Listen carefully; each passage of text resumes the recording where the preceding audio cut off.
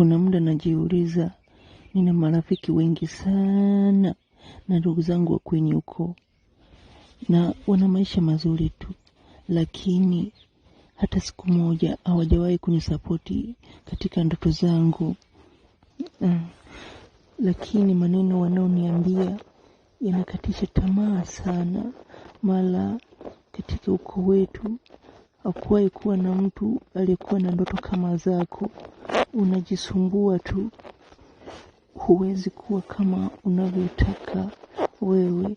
Ndoto zako haziwezi kutimia, hadhi yako ni ya chini. Unajisumbua tu, haiwezi kutokea katika maisha yako.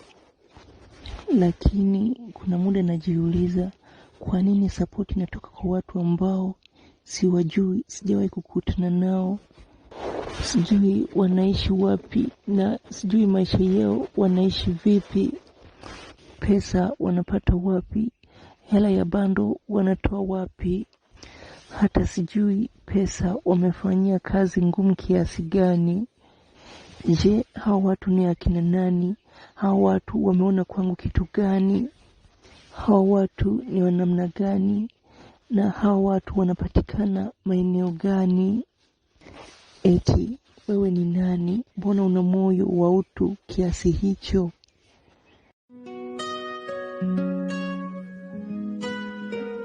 Adim tena.